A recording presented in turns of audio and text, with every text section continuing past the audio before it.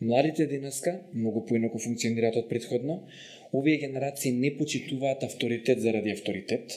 Веќе младиве не почитуваат некој заради тоа што е постар, заради тоа што некој што е родител. Младите денеска почитуваат луѓе кои што се компетентни. Односно, ако правиме муабет за школа и за работа, младите денеска почитуваат луѓе што знаат и што се грижат за нив. Ако зборуваме за дома, почитуваат родители кои немаат двојни стандарди, што е многу тешко.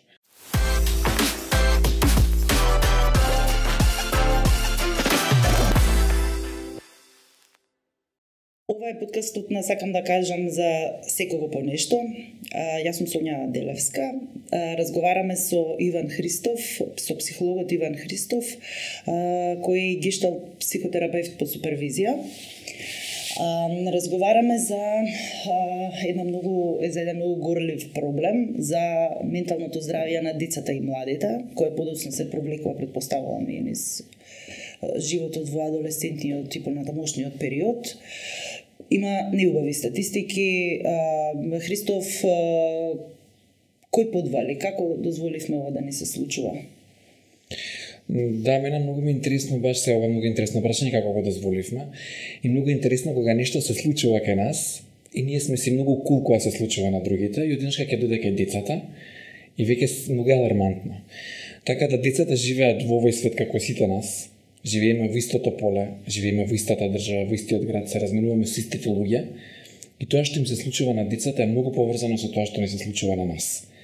Генерално децата, или одамна кажуваме дека се огледало на возрастните, меѓутоа денеска се случува заради интернетот, заради многу работи, заради живееме во различни светови, многу почесто. И некако не се сретнуваме многу често ние возрастните со децата на вистински начин. Ние ги гледаме, ги прашуваме, зборуваме, меѓутоа не сме во нивниот свет. Кој е начинот да се сплотиме со децата? Да бидеме присутни, што уствари е најтешкото. Колку и да звучи едноставно, многу е тешко денеска, заради тоа што проблеми некако многу ми се допадна, имаше не знам кој ми го кажа, меѓутоа многу убаво звучеше. Вика, ние денеска не сме во бърнаут од работа, ние денеска сме во бърнаут од животот. Некако се што ни се случува во нашиот живот е престресно за нас. Нашите капацитети веќе да комуницираме со луѓето, да се спојуваме со луѓето, да можеме да си помогнеме да се справиме со туѓи проблеми, стана многу тешко за нас. И доколку го сакаме да направиме било што за децата, треба да изградиме политики, треба да изградиме образование, треба да изградиме здравство, треба да изградиме многу системи на поддршка во општеството кои ќе бидат тука за нив. Меѓутоа и не само за нив, тука и за нас возрастните. Дали тоа значи дека да бидеме присутни, ако сето ова го изградиме? Дали тоа дете нема да ви каже излези од собава, не ми се збори? Значи постојано тоа го зборуваат. Како да се дојде до тоа, тој оклоп што го имаат изградено, како да се пробие вака? Е, супер. Ми со штраф цигер со Одлично. игла. Многу ми се свиѓаше ова што го кажа, заради тоа што ствари присутноста значи да не го пробиеме тоа. Присутноста значи да ја почитуваме границата на детето. Дека кога детето ќе не рече излези од собата, да излезам од собата. Само прашањето е како децата денеска се повеќе и повеќе сака да ни избркат од своите соби. Како се помалку и помалку сака да зборуваат за тие работи. Така да не е прашањето што кога јас ќе влезам во собата да му кажам на детето нешто и она да ме брка од собата. Прашањето е што претходно. Што се случува, а за јас да имам потреба да го нарушувам просторот на детето, а тоа да ме брка од неговиот простор. Тука е почитувањето на границите и тука доаѓа на тоа како ние можеме да се споиме со децата. Младите денеска многу поинаку функционираат од претходно. Овие генерации не почитуваат авторитет заради авторитет. Веќе младиве не почитуваат некој заради тоа што е постар, заради тоа што некој што е родител. Младите денеска почитуваат луѓе кои што се компетентни. Односно, ако правиме муабет за школа и за работа, младите денеска почитуваат луѓе што знаат и што се грижат за нив. Ако зборуваме за дома, почитуваат родители кои немаат двојни стандарди, што е многу тешко. Заради тоа што се повеќе и повеќе гледам деца кои доаѓаат и родителите викаат детето пуши и детето вика ама и мајка ми пуши. И сега мајката вика ама јас да возрастна сум едно друго, меѓутоа тоа кај детето не поминува. Така да младите денеска не почитуваат само затоа што почитуваат. им треба добра причина, им треба добар контакт и едноставно си ги бараат работите за себе. Што е поврзано со многу, како да кажам, со многу историски моменти, заради тоа што постарите генерации растеа во едно време каде што колективното е многу важно. Младите луѓе на мои години денеска, што се значи никаде во 30-тите, 40-тите, се растени со тоа дека јас сум најважниот. Многу е важно јас како се чувствувам. Многу е важно во школа како јас ќе бидам, колку ќе бидам добар. И тие денеска стана родители, имаат сосем една друга генерација на деца, кои што веќе имаме дете кој има родител кој е растен за тоа колку е он битен, и одеднаш кога имаме детето кое се бори некаде помеѓу тоа колку сум јас битен во целото ова, за мојот родител кој исто така е многу значаен. И како да кажам, не е ова погрешно, туку си носи своји предизвици, како и секое време. Така да некако повеќе е со тоа и многу е тенка линијата да се најде границата и да се најде умереноста во тоа како да се биде тука за децата, а при тоа и нели да се чувствуваме ние сигурни дека ги вадиме на вистинскиот пат. Така. Треба може и ние да се едуцираме. Видете, веќе се повеќе и повеќе има нели гледаме за родители, како училишта за родители, се повеќе и повеќе луѓето читаат. И јас лично верувам дека работата на себе многу помага. Заради тоа што очекувањата кои ги имаме не се толку многу поврзани со децата. Многу се поврзани со очекувањата од себе кои што ги имаме. Тоа е типичен пример со петкоманијата што се случува во училиштата. На децата не им е толку важно дали имаат петки. Денеска на децата не им е важно ни толку училиштата. На децата многу повеќе им е важно како се чувствуваат, живеат во еден брз свет каде што некако гледаат само како можат побрзо да заработат и тоа да го направат на полесен начин. Што не е погрешно. Истото сите ние го сакаме, меѓутоа што денеска не се компрометираат тие за тоа. Меѓутоа родителите што се случува со родителите. Ако детето нема петки, тоа значи дека моето дете има проблем. Ако моето дете има проблем, јас не сум добар родител. И петката е многу јасен индикатор дека јас сум добар родител. Дали детето мое се само повредува дома, дали се гриза, дали прави 300 други глупости, дали му страда менталното здравје, се е ставено во сенка во однос на тоа што се случува со петките во училиштето. Меѓутоа, повторно, тоа е системски проблем. Не е само кај родителите. Тоа и системот го дозволува. Така да е многу еден, меѓутоа, од друга страна наставниците го дозволуваат, меѓутоа не се ставени во една исто така позиција која не е воопшто пријатна. Значи, не е лесно да се издржи целиот тој притисок кој што се случува. Така да, тоа што се случува со младите денеска и така е многу поврзано со општеството кое го ствараме, особено морам да кажам политиките.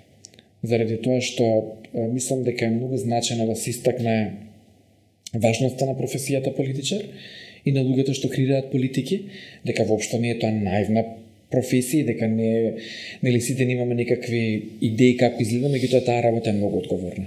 И треба одговорно да се работи, заради тоа што се гради светот во кој што живееме. Светот во Македонија во однос на менталното здравје на децата вели вака. Поразителни статистики. Како може секој второ девојче да е несреќено, секој трето осамено и машките тука се некада. Потоа се провлекува тоа понатака во животот, се развива од психолошки во психосоматски. Ние имаме и така. Вие ќе ни кажете сега повеќе за таа статистика, тие истражувања и лично вие бевте вклучен. Значи, првин да ги презентираме колку се стварно се алармантни и некако да ни кажете, да ја посочите ете државата, вашите колеги, нас, родителите, што да се прави. Да, знаете како многу интересно кога го правевме истражувањето, инаку станува збор за ХБСЦ студијата. ХБСЦ е скратеница од Health Behavior for School Age Children, што би значило на во превод однесување поврзани со здравјето на децата од школска возраст во Македонија. Примерок се деца од 11, 13 и 15 години. И многу интересно, студијата се прави на 4 години, во Македонија 20 години веќе, во светот 40 години, повеќе од 50 земји учествуваат, меѓу кои Македонија. И многу значајни резултати се вадат.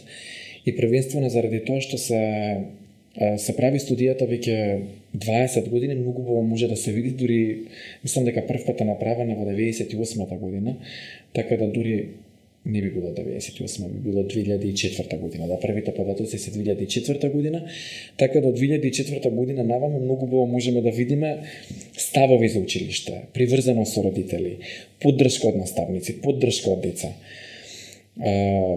И да, алармантни се бројките, како што кажавме, јас не би рекол алармантни, затоа што не сакам да го користам тој збор, заради тоа што постојано се алармантни бројките. И никако треба да градиме повеќе една политика на промени. Девојчињата во истражувањето покажуваат дека навистина се, особено со мета на сите работи кои што се поврзани со менталното здравје, што не е толку неочекувано. Живееме сепак во една држава каде што се уште имаме многу, би рекол, традиционални вредности кои не се толку пријателски кон девојчињата, така да апсолутно треба повеќе да им се обрати внимание на нив, меѓутоа се повеќе и повеќе момчињата имаат, како да кажам, они имаат еден сосема друг тип на проблем во однос на тоа што немаат, многу поретко имаат рол модел значи, модел на однесување во општеството и некако многу се шифтува улогата на тоа што значи да се биде машка во денешното општество и младите момчиња се многу растргнати помеѓу тие две страни. И за нив исто така многу по-комплицирано. Сега да се вратам на студијата, исто да кажам дека имаше неколку настани по повод на студијата резултатите кога излегоа и тоа присуствува. Еден настан беше под покровителство на првата дама на Република Македонија.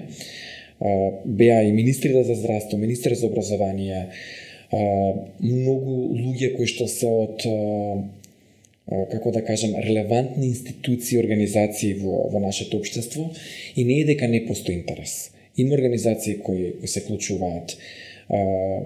Министерството за образование пред некоја година почна да гради, наскоро мислам дека ќе излезе една целосна програма за ментално здравје, каде што и психолозите во училиштата конечно ќе си ги добијат своите улоги. Така да навистина се прави нешто, меѓутоа ние сме многу, како да кажам, пребрзо ни се случуваат промените, колку што ние можеме да ги следиме.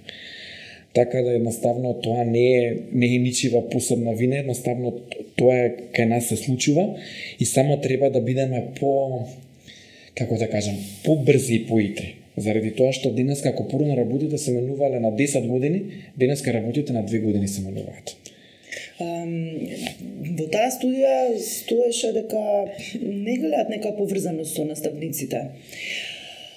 Почнеме вака сега и со родителите начнавме, кај грешиме ние, сега со наставниците, дали ја имаат тие улогата, вистинската улога во развојот на менталното здравје на децата и колку придонесува нивната посветеност или непосветеност, колку придонесува во ваквиот развој на настаните? За мене, и секогаш што го кажувам, родителот си има своја улога, меѓутоа родител не е институција. Ние ако сакаме да имаме здраво општество, треба да имаме здрави институции. Како што, например, за децата, школото, образованието е најважната институција, заради тоа што родител може да биде секој и секој родител има различни вештини, ставови, вредности, капацитети, време. Меѓутоа наставниците се обучени да го прават тоа што треба да го прават. И не само наставниците, туку генерално сите што се во училиштата. За мене лично навистина кажам, најважни професии во едно општество се воспитувачи и негователи во градинка и наставници од прво до пето одделение. Заради тоа што ти имаат една многу интересна улога, каде што додека ги образуваат децата, или додека да ги научат да читаат и да пишуваат, треба да створат една атмосфера во самата училница која што ќе биде поддржувачка. да створат една средина која не е судувачка, да направат кохезија помеѓу децата во одделението или во групата. Така да многу е, како да кажам, многу е предизвикувачка таа работа. Меѓутоа наставниците ги немаат сите потребни ресурси и вештини кои што би можеле да го постигнат сето тоа. Во која смисла немаат ресурси? Во која смисла? Не се доволно професионално подковани или... Па вака, јас студирав психологија, така да не би знал како изгледаат факултетите за нели кои што ги обучуваат наставниците за сето тоа што го прават. Меѓутоа се уште имам чувство дека имаме образование како 40-тите години од минатиот век.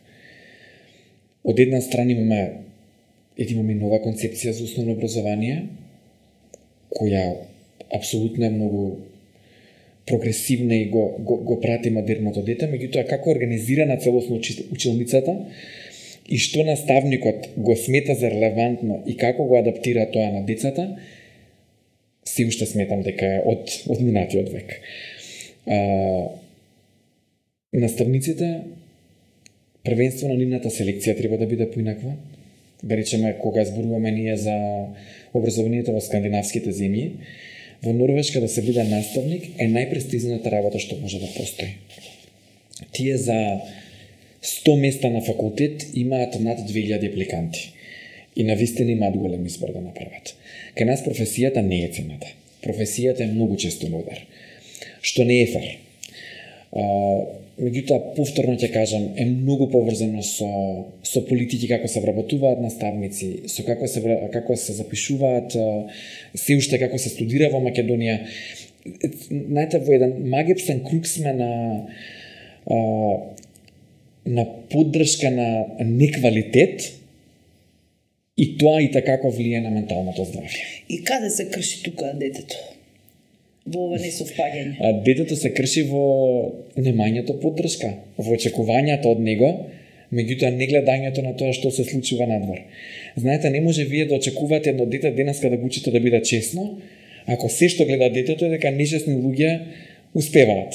Баш вчера го зборував ова со една пријателка. Не учеа дека најстрашно, дека е срамота, нели учеа дека е срамота да се лажи и да се краде. И си викам, како е возможно да дојдеме во свет каде што не учеа дека најстрашно, дека најсрамно нешто да се лажи и да се краде, а денеска ја немам чувство дека е срамота да се лажи и да се краде.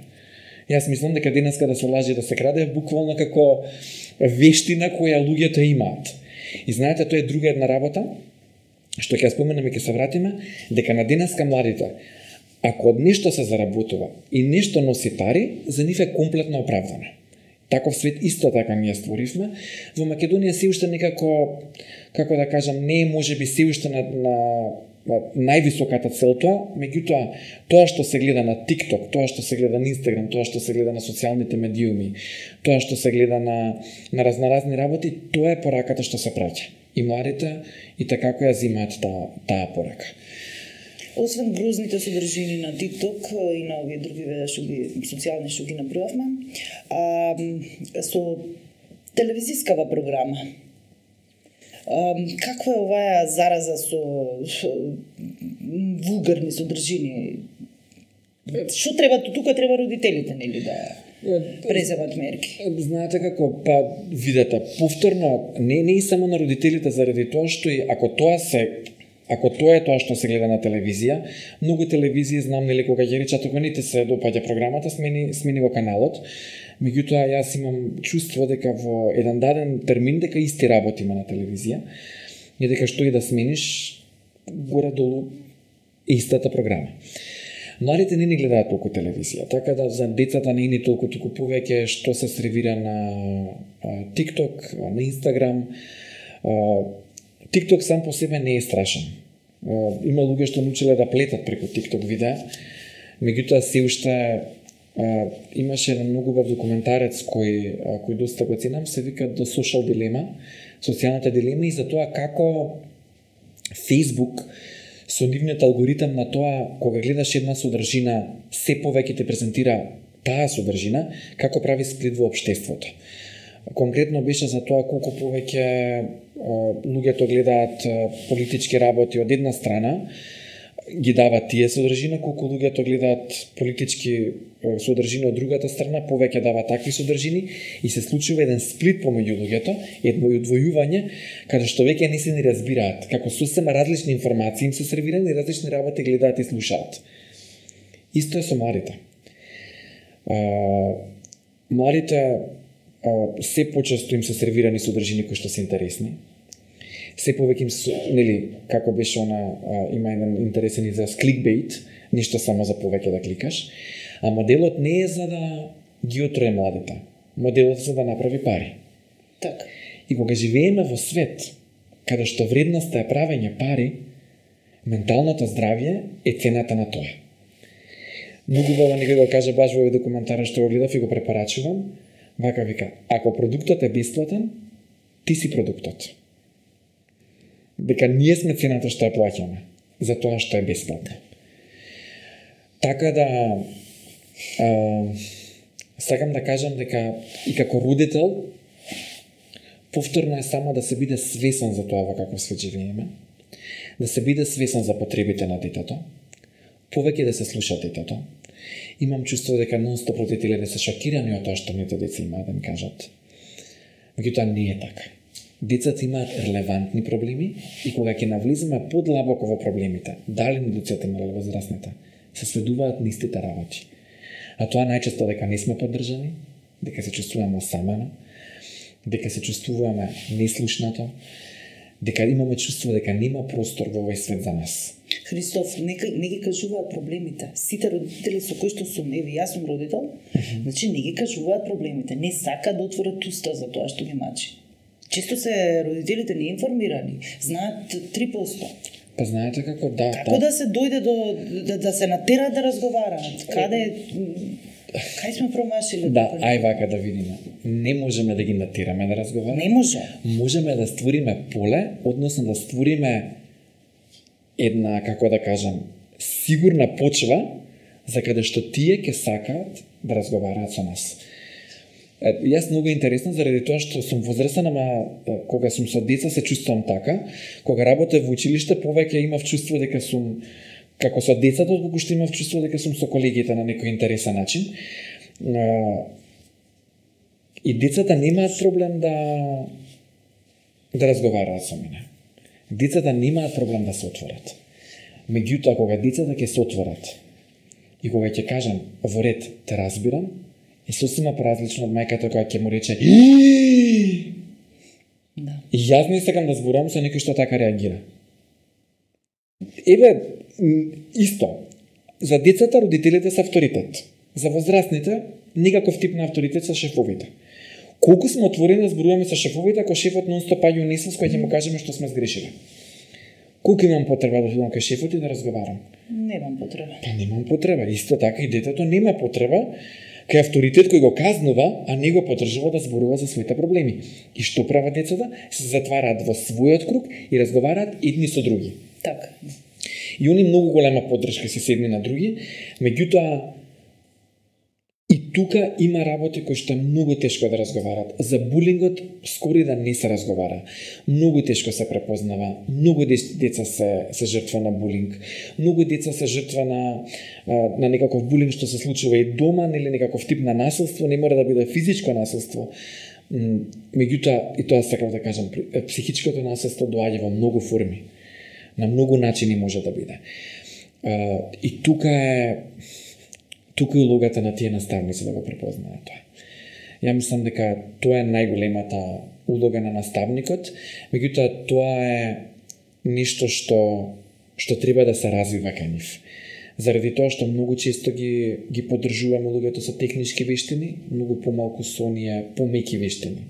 Емпатија, разбирање, разрешување конфликти, комуникација. И тоа е многу интересно заради тоа што тие како ресурси постојат. Има прекрасен прирачник за животни вештини кој ги има издадено Бирото за образование, кој може да го користат, тој е јавен документ, можете родителите да го користат, наставниците, било кој. Се уште нашиот стил на размислување, а наставата, а ќе научат ли да читаат децата?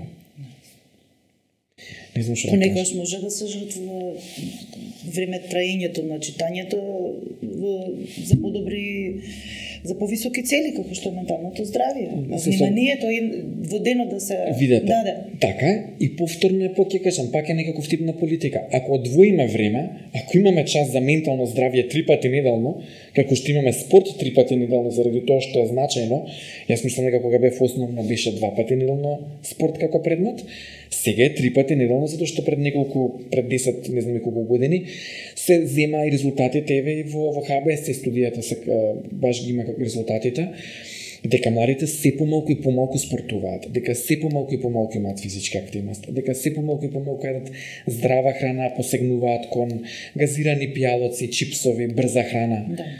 Ова е исто релевантно за менталното здравје и генерално за здравјето на децата. Ако сега не уфрлат, не вметнат часови по ментално здравје, не знам кога да се направи тоа.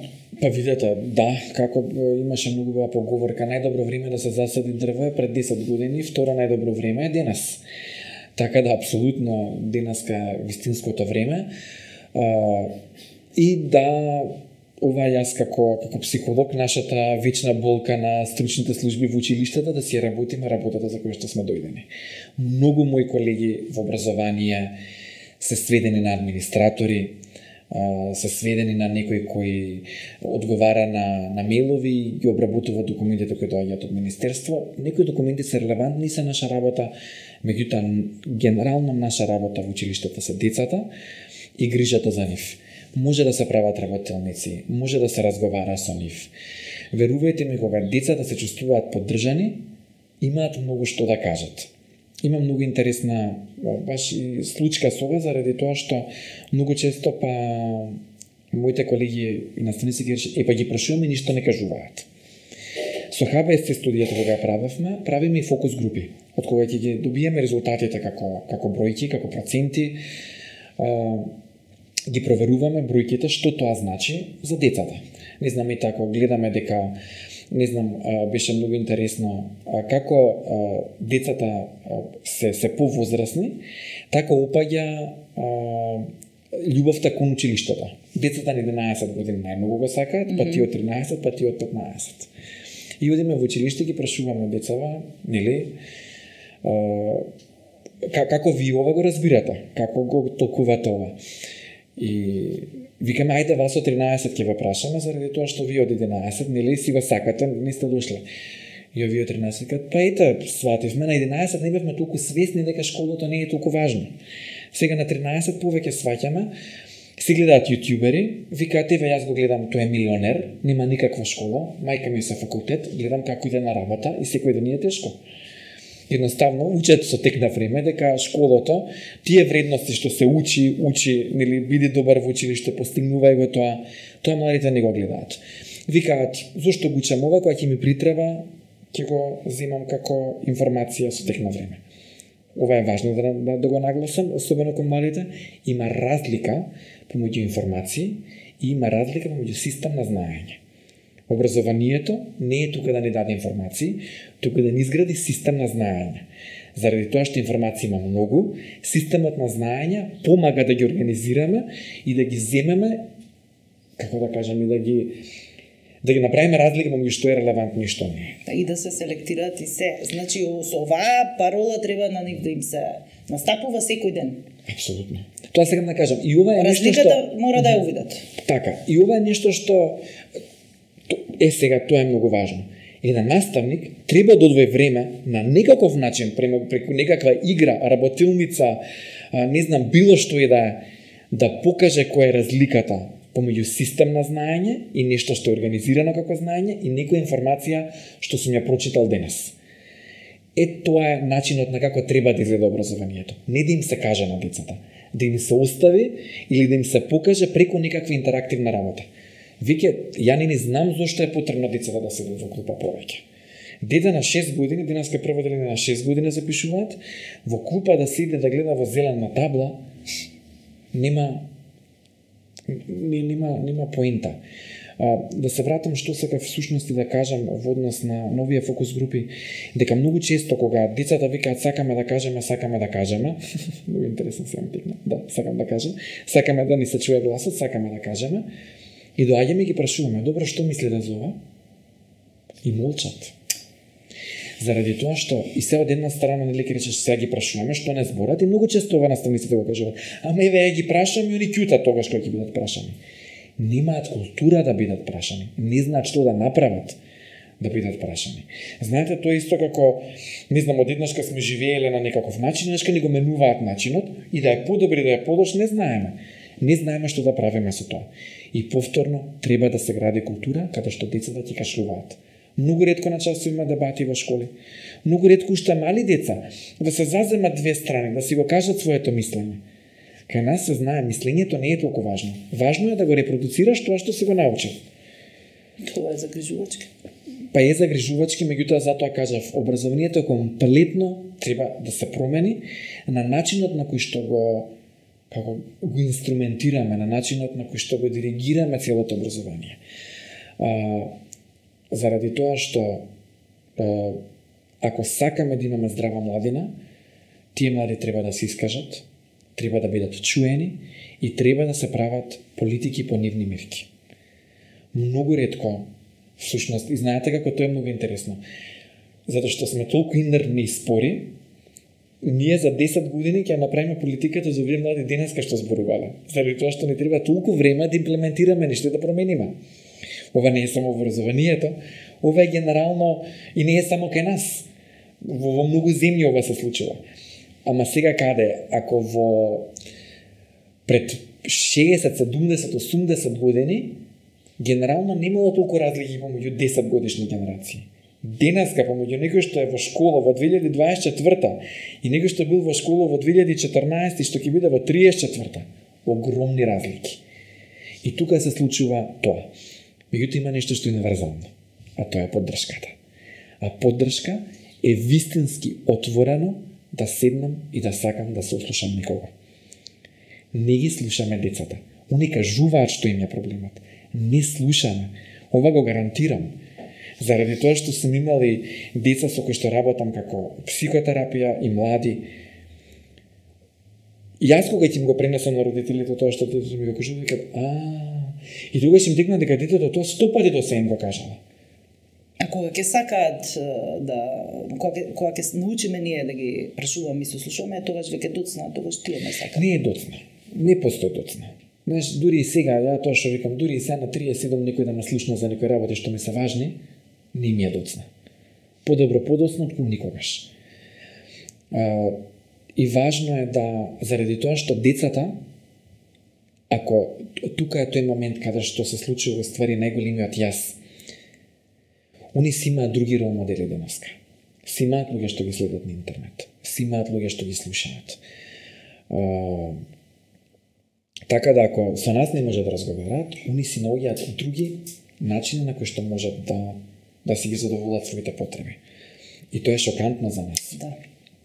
Ама тоа е заради тоа што многу често кога децата отворено зборуваат за работите, и младите тинеџерите, го кажам децата, мислам нели деца во основно и во средно, многу често наидуваат на, како да кажам, на негодување од страна на родителите. Што е голем проблем. Иван, уште едно прашање вака што ме интересира. Дали родителите ги знаат рол моделите на децата? Влегувате во соба и затвара лаптопот во дел од секунда. Не би знаел да одговорам на прашање. Веројатно не знаат, а не знаат повторно заради тоа што знаете како? Првиот момент кога најчесто се случува недовербата помеѓу родителите и децата е отприлика на 3-4 години. До тогаш детето е поприлично конфлуентно со родителите, поприлично блиско со родителите. Нешка на 3-4 години почнува да поставува прашања за светот. Тука почнува да зборуваат И доаѓаат оние малку непристојни прашања. Доаѓаат оние прашања што се поврзани со, не знам, од каде дојдов, како се прават деца и сите тие работи. И тука еден од првите јазови каде што родителите им викаат иди прашај го татко, ти прашај мајка ти, ќе ти кажеме подоцна, ќе ти кажеме ова, ќе ти кажеме она. Подоцна детето учи дека ако направи белја, ако не знам бутне нешто искрши и ќе го прашаат или го скрши, ќе климна со глава и ќе го искараат. И после детето учи дека ако не каже дека оно го скршило, нема да го искараат. И децата учат дека ако не кажуваат вистина, дека пофина ќе се поминат во животот. И тоа се случи на многу мали години. И тука е вештината на родителот уште во многу мали години. Како на детето да му посочи дека е во ред да се каже вистината. Меѓутоа повторно доаѓа тој бърнаут на родителот. Ние не сме само родители кои што така си шетаме цел ден во двор, подеднашка треба да сме родители. Туку само во сообраќај, ја тоа шетам, само од дома кога ќе излезам, веќе во сообраќај јас веќе доаѓам на лимитот на моите капацитети да функционирам нормално во текот на денот. Јас сум приметил дека кога имам клиенти во текот на неделата и кога имам во сабот или во недела, дека сум поопуштен во сабот и недела затоа што самиот сообраќај, самото движење во градот е сосема поинакво. И тука е таа вештина. Како да бидеме родители во ова време? Затоа што во едни други времења било многу поинако. Денеска мене ми текнува на времето, нели биле многу компании големи, ќе треба, детето е болно, мајката нема проблем, зима боледување, седи дома со детето. Денеска тоа стана многу потешко. Самиот родител треба да жонглира помеѓу тоа. И кога жонглира помеѓу неговиот живот, работата, сето тоа, нели, се што се случува, и плюс кога треба да му се посвети на детето, не е едноставно. Да се биде родител е многу неблагодарна работа денеска. Меѓутоа, тоа е предизвикот на ова време.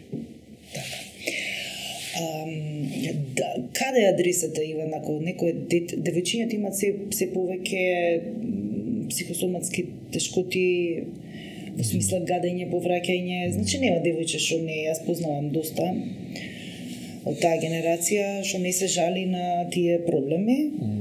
Адресата е крвна слика, како што велат обично матичните, или некои други матични лекари што велат психолог, право оди на психолог.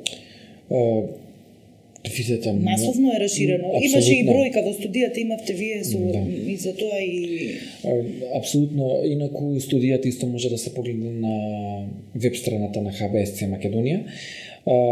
Сакав да кажам да се повеќе имаат психосоматски нели психосоматиката се гледа преку повраќање, главоболки, болки во стомакот, многу често стомакот страда, несоница, проблеми со јадење и сето тоа. Мојата девиза секогаш е и крвна слика и психолог. Сосема ќе и двете да се направат. Сосема ќе да се пристапи од двете страни. Младите денеска се многу отворени да одат на психолог. Денеска младите немаат проблем да посетат ниту психолог, ниту психотерапевт. Така да, апсолутно младите се отворени за тоа, само треба да се препознае.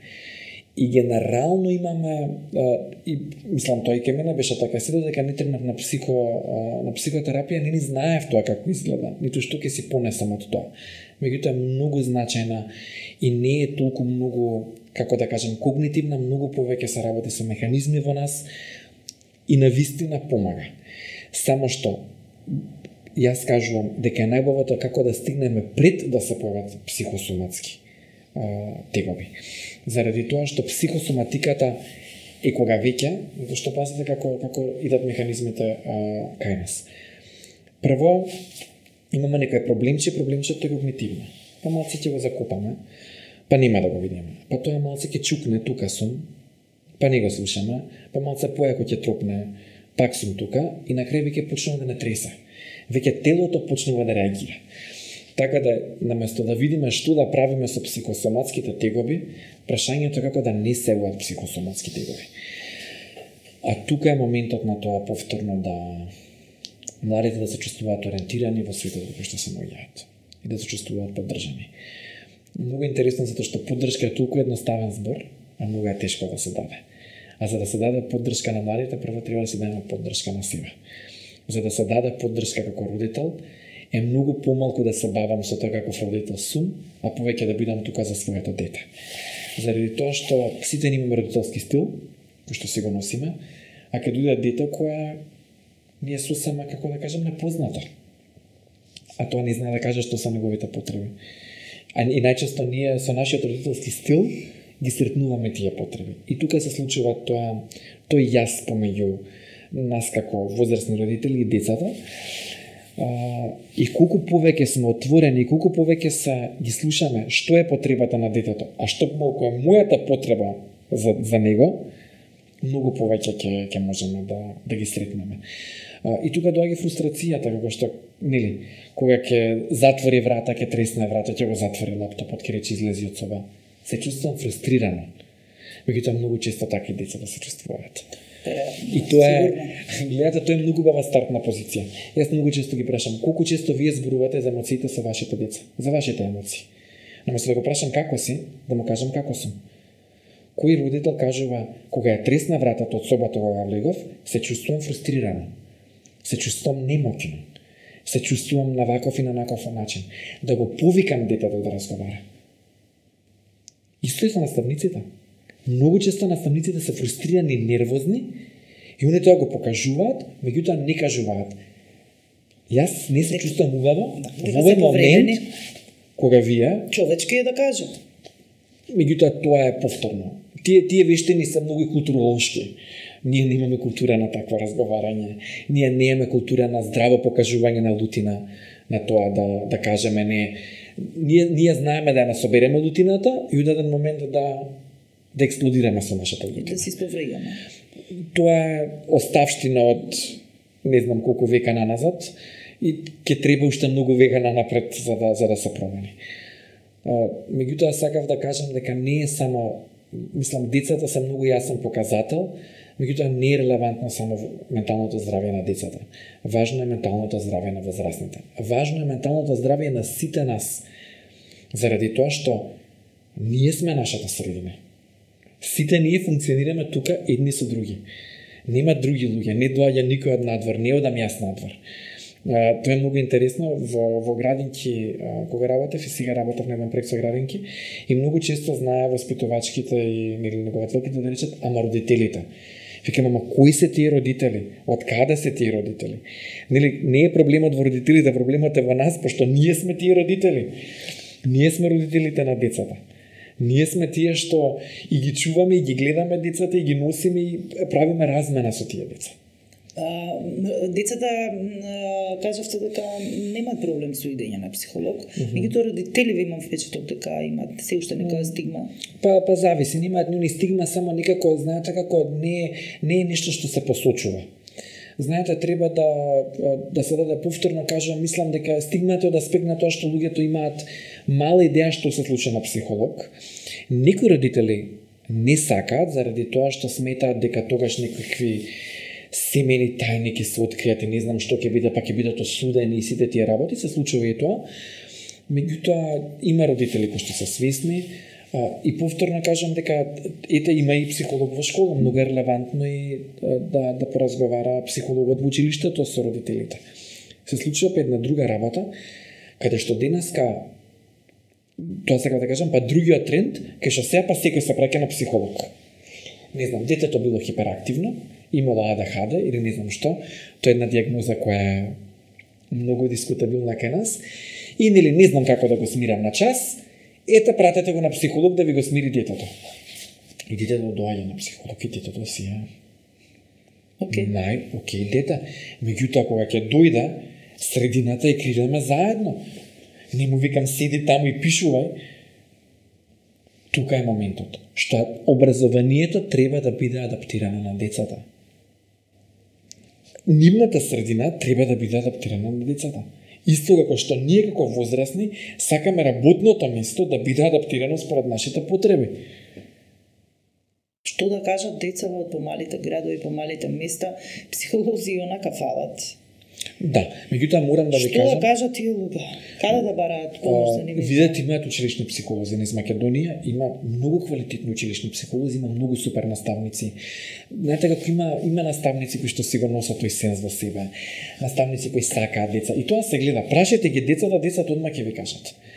Значи, они многу им е јасно кои наставници ги сакаат. И многу интересно, наставниците што ги поддржуваат, го сакаат и предметот, и многу подобри резултати постигнуваат во тие предмети. Тоа е фасцинантно во однос на тоа. Кога детето е поддржано, чуда може да направи детето. Многу моќ има во децата. Ја навистина толку се креативни, толку имаат идеи што да прават, толку знаат.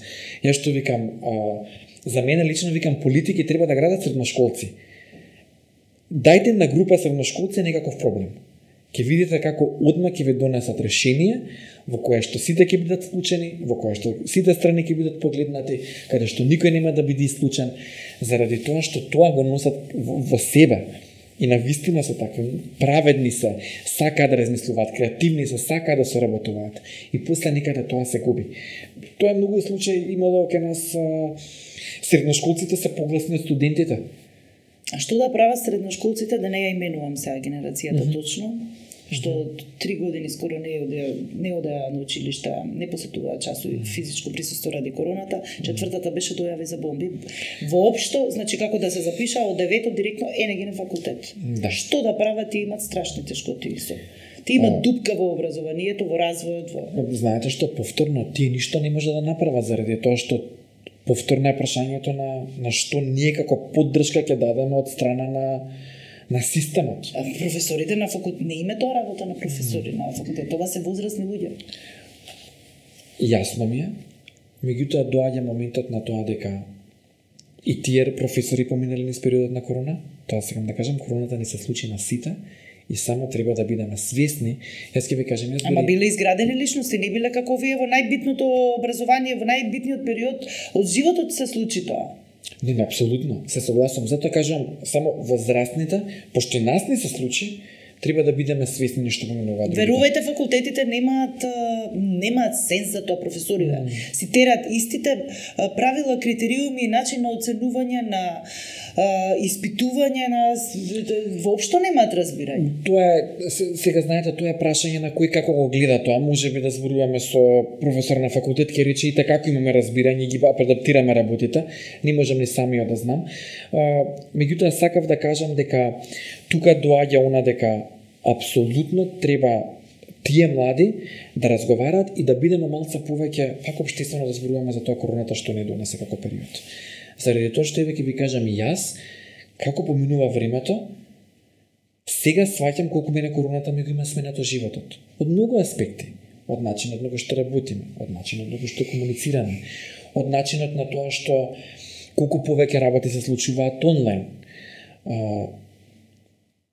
Треба свесност. Ако не постои свесноста, ништо не можеме да направиме. А имам чувство дека кај нас, мислим дека колку појако ќе бутнеме, толку поише ќе се средат работите. А обратното е. Колку појако буткаме, толку побрзо ги бркаме работите и луѓето. Така да, повторно, е тоа да ги поддржиме младите. А младите навистина немаат поддршка. Посебно девојчиња на 15 години. 2/3 од нив не се чувствуваат поддржани од родителите и од наставниците, од возрастните генерално. 2/3, што е навистина голема бројка. Тие, затоа што јас им кажувам, тие деца утре ќе бидат возрастните. Ние не зборуваме само за децата, зборуваме генерално за возрастни. Зборуваме за тие возрастни утре ќе бидат во позиција на носење политики. Тие ќе бидат во позиција на менување на ова што се случува денеска. И ова не сме да се привлекува менталното здравје, проблемите во менталното здравје, значи треба подитно државава нешто да направи преку вас, преку нас. И ова да се санира што побрзо. Видете, ова само морам да го кажам дека не е само проблем на Македонија. ова е еден глобален проблем, заради тоа што веќе сите системи на поддршка се повеќе и повеќе попуштаат. А тука се зголемува бројот на младите што пушат, што пијат, значи така се решава очигледно овдека. Да, ова само да кажам не е ново, позачестано е. Опаѓа бројот на пушачи, да речеме, од 2018 2022 Драго ме. Како период опаѓа бројот на пушачи. Пушењето, видете, на овие простор не е ништо ново. Во моја време имаше луѓе што пушеа во основно и во средно, во ваше време да, сигурно. Да, по турско сме били и тоа. Сакам да кажам, многу пушењето не е ни толку голем проблем заради тоа што има многу други зависности кои се исто така. Денеска зборуваме за телефон. Кога ги прашавме младите баш во овие фокус групи како се чувствуваат кога ќе им бидат одземени телефоните, кажуваат дека се чувствуваат комплетно небезбедно, не знаат што да прават со себе, не знаат цело време имаат чувство дека нешто многу значено не е до нив. Ова е многу интересно. Да се чувствуваат како нешто да не е сигурно, како нешто да ќе им биде украдено. Заради тоа што од една страна телефоните не се само предмети што нели ќе ти ги украде никој, туку денеска телефоните се како еден надворешен дел на нашата личност. Таму се многу мои слики, многу мои ставови, многу мои вредности, многу мои тајни, работи што ги гледам, работи што ги правам, работи што ги комуницирам со моите пријатели. И кога телефонот не е со мене, јас не сум сигурен, децата не се сигурни, дали сето тоа е таму само или некој го гледа или го зема тоа. И они имаат едно генерално чувство на небезбедност. Ова се граничи со малце со параноја? Па не се граничи со параноја, туку се граничи со тоа што стравови? тоа е, затоа што тоа е сигурноста. Заради тоа што телефонот многу помага да се намали анксиозност. Многу помага да можам да искомуницирам. Телефонот денеска е контактот со светот. А светот денеска за контакт е многу голем. Ако порано луѓето комуницирале со луѓе на својата улица и 2 улици подола, денеска имаме пријатели од Германија, од Америка, од Австралија, од Кина. Не знам, порано ако имало информации, знаеш што се случило во Македонија, во соседниот град, денеска знаеме со какви проблеми се случува Индија, со какви проблеми се случуваат афричките земји. Многу повеќе информации доаѓаат кај нас. И тоа го менува полето на младите. Не е дека ние треба сега тоа да го затвориме.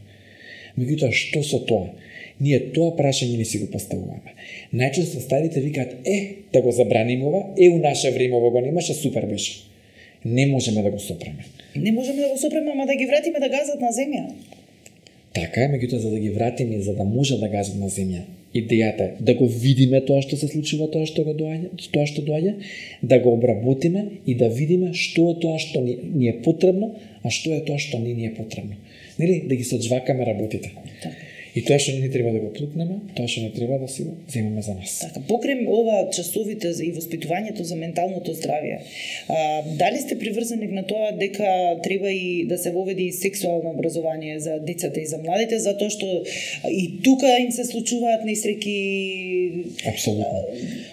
киксови во живот? Да, сопватно сексуално образование имаше пилот програма во Македонија, се спроведе во неколку училишта.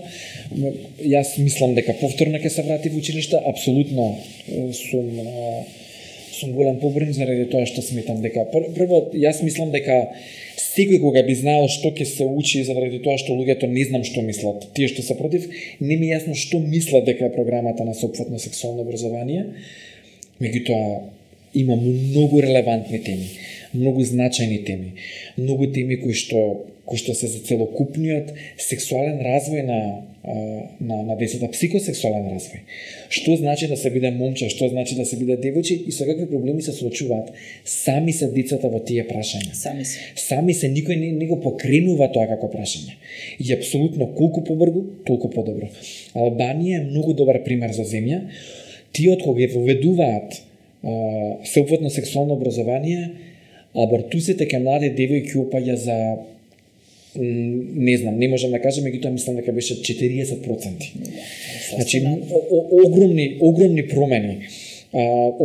Не знам, за да се задржуваат границите, за да може да комуницираат, за да може да прават навистина огромни подобрувања во земји каде што има сексуално образование. Мене ми е драго, веќе програмата е направена и мислам дека веќе се работи на тоа. Само се стиши некако таа работа тука. Не би знал да ви кажам. Мислам некако има не би знал што е во позадина, меѓутоа мислам дека се работи и мислам дека наскоро повторно ќе претпоставувам на неука категорија на луѓе што царува на Facebook не победи валјда. Мислам дека не. Мислам дека не е тоа причината.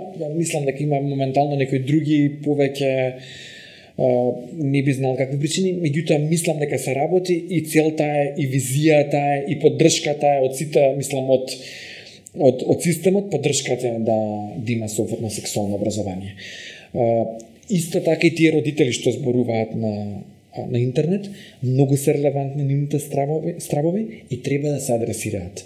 Меѓутоа не може загрижен родител да креира политика. Може да се слушне, може да не се одговори, меѓутоа има професионалци, има луѓе, истражувања, политики кои што едноставно се спроведуваат без оглед на тоа што за некои работи сме исплашени. Заради тоа што во однос на ова се работи чисто за страв. Ама и тие родители не знаат, и тие родители не се информирани. Студијата беше бойкотирана од некои родители заради тоа што имало прашања кои што не им се допаѓаат во одредени области во Македонија. И тука доаѓа така еден бран повторно таа подолба. И со лажни вести. Да, тоа сакам да кажам. И тоа е многу поврзано со социјални медиуми, со тоа што многу луѓе денеска мислат, ама повторно е поддршката. Не се поддржани и тие родители. Реално не знаат. Мислам, ја не знам како да кажам, меѓутоа јас ако се плашам дека некој преку некакво образование ќе ми го не знам што ќе прави на моето дете, апсолутно сум загрижен за тоа. Меѓутоа треба да се едуцираат и родителите. Па треба да се информираат само од релевантни институции, говорници, авторитети и медиуми. За мене треба да има тела по министерството кои што веќе ќе комуницираат со родителите. Барем во однос на образование, во однос на тие што ги засегаат децата, треба да си има тела кои што ќе работат и ги информираат. Треба да ги соберат како на задолжителни итни адхок родителски состаноци, нешто така да се групираат. Сега ќе ви кажам, тоа многу често повторно е во тоа што ние немаме доверба во институциите и ќе те викнат и пак родителите викаат вие налажете нас. Не знам како да ви кажам. Треба убаво да се објасни. Не треба убаво да се објасни, туку треба да ставаме луѓе кои што ќе имаат пристап и доверба, кои што ќе зрачат со доверба кај другите луѓе. Ама тоа е, ме разбирате што сакам да кажам, луѓе кои што ќе може да го пренесат тоа. Нема такви, ако се појави некој таков, почнуваат да зборуваат за тоа како е облечена, не и каква фризура има, не тоа што зборува. Значи, неуки луѓе се неуки луѓе, подложни на манипулации. Знаете, не е неукоста, тука е стравот. Денес имаме владење со страв. Стравот доаѓа од ова многу ми се допадна. Стравот доаѓа од тоа како порано, кога биле овие возрастни млади, тие можеле да комуницираат. Заради тоа што тогаш беше владење со страв. Ако денес кој не викаат ништо не се знае во наше време се знаеше, се знаеше. Меѓутоа израснавте во возрастни луѓе со страв. Так, времето на кое што многу ние возрастните не сакаме да се сеќавам, например јас. Да, не сакам да се сеќавам. Меѓутоа сакам да кажам, постои си носи секое време свој предизвик. Ова време е поубаво, само што некако ние не се снајдовме себе. Секое време си носи убавини. Ние имаме тенденција како луѓе генерално за минати времења да зборуваме поубаво, заради тоа што така се сеќаваме. Мене ми текнува и самиот да речеме колку не сум се допаѓа како сум изгледал пример во средно и сега ќе видам средно слика од средно, ми пове не е така страшно. Заради тоа што е нештото што поминало. Неснаоѓање во смисла со деца, со овие проблеми што се јавуваат. Неснаоѓањето. Новото време и децата сега. Прашањето колку прво се снаоѓам сам со себе. Тоа многу ретко возрастните се прашуваат. Еве ако ќе ми речат нешто, ја не можам да го разберам моето дете, прашањето е колку можеш да се разбереш себе си. Тоа никој не го размислува. Така. Што ние многу сакаме да тргнеме од тоа да ги смениме другите, ама не погледнуваме во себе. Јас кога ќе се разберам, кога ќе ги разгледам моите различни аспекти, кога ќе го разберам мојот тинеџер во мене, со сите соништа, желби и се, многу полесно ќе ми биде да го разберам тинеџерот спроти мене. Забораваме како е да се биде дете. Сме заборавиле. Тука е моментот. И повторно тие правила, што правилно треба да се направи, треба. Ништо не треба. Додека ние гледаме што треба, го пропуштаме тоа што не се случува.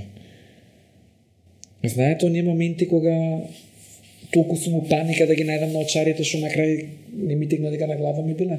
Така и ова. Толку многу бараме што треба, што ги пропуштаме децата. Ништо не треба. Треба да седнеме и да бидеме заедно. И да разговараме за работи. Ама тоа значи дека јас ќе разговарам за моите работи. Ако јас како возрасен, моето дете е научено дека јас ги вербализирам моите емоции, детето ќе научи како да ги вербализира емоциите. Ако јас дојдам дома и сум лут за нешто што се случило надвор, а моето дете му се дерам заради тоа што скршило некоја играчка, детето е збунето. Детето многу јасно добива порака дека не е окей да прави работи, дека ако нешто направи искрено, ќе биде казнато. Треба да научиме да разговараме и треба да научиме од каде што доаѓа. Окей да му се каже на дете ќе разбере. Мене ми е интересно, имав внук ми сега порасна, кога беше мал иде во градинка. И сега доста сум замислен и загрижен за некои работи, го земам од градинка, ама сега загрижен и замислен сум за работи што ми се случуваат на работа. И он сега гледам дека никако ме држи за рака, ма цело време ме погледнува, го спушта погледот. И јас решив во тој момент да му кажам што ме загрижува. Му кажав дека се чувствувам вака и вака заради ова и ова што се случува. Детето е во градинка. И он само појако ме стисна за рака. Само раката појако ми ја стисна. Децата знаат за емпатија. Ме разбираат, сега да кажам, разбираат. Ама многу е важно да им се објасни дека некои работи не се поврзани со нив. Многу е додека се мали. Зашто после детето веќе, кога ќе се направи тој јас, многу е тешко да го вратиме назад. Затоа е предизвик да се биде родител и затоа првите години се многу клучни. Така да многу е, како да кажам, многу е тешко, ама од друга страна е многу убаво тој предизвик кој што се случува. Мислам дека Иван секој што би го прегледал овој разговор, овој подкаст, дека може да ќе си добие многу добри насоки. Многу имате вие отидено длабоко во професијата и во познавањето на децата, во помагање со нивните ментални проблеми. Ги знаете и родителите многу добро. Значи, треба да се охрабрат, дефинитивно да се охрабриме ние родителите, додека државата среди во наставата, во кадарот, ние да ви имаме за алатка и помош број 1 до нас. Апсолутно, сакав и друго да кажам, многу ми се допадна ова, затоа што кажа, како да им помогнеме на децата. И тука еден од клучните моменти во тоа само зборче, колку ние уствари си ставаме притисок, дека треба нешто да помогнеме и да смениме. Ние треба да поддржиме. Тоа е моментот. Помош автоматски значи дека они се дават. Децата не се дават. Децата ще живеат во својот свет, кој на нас не изгледа дека е многу нејасен и хаотичен. Треба само да ги поддржиме да најдат смисла. За себе, не за нас. А тоа е многу тешко. Заради тоа што некој пат, ако никого поддржиш, може ќе ја донеса многу спротивна одлука од таа што за мене изгледа како најдобра одлука. Ама тука повторно е расчистената со себе. Да, нас треба да ни се допаѓа нивната одлука, како и да е. Да, Очигледно, за да си имаме здрави личности, да си гледаме како си растат и напредуваат околу нас. Тоа сакам да кажам и некако вредноста на родителството малку повеќе да се тргне од тоа какво е моето дете, за тоа каков родител личност сум јас. И тука постои тој момент. Да сватиме дека имаме место во нивните животи, ама не сме ние број еден како што си мислиме во нивните животи. Не И сам... дека нашето мора да биде... Да, знаете, многу е... знаете како е многу вака го опишувам. Растењето на деца е ваков процес, не знам колку се гледа, ама баш е некако да не се фати за рака детето се носи, туку да се пушти слободно, ама да се држат некакви граници за детето да може да се ориентира. На родителот, улогата му е на детето да му даде граници кои ќе го ориентираат тоа дете, кои ќе му дадат некаква насока. Ама да има доволно детето слобода, за да може да ги истражи своите граници. Премногу ригидни граници ствара исто така друг тип на последици. Премногу отворени граници ствара деца кои немаат тло. Благодарам многу. Фала на вас.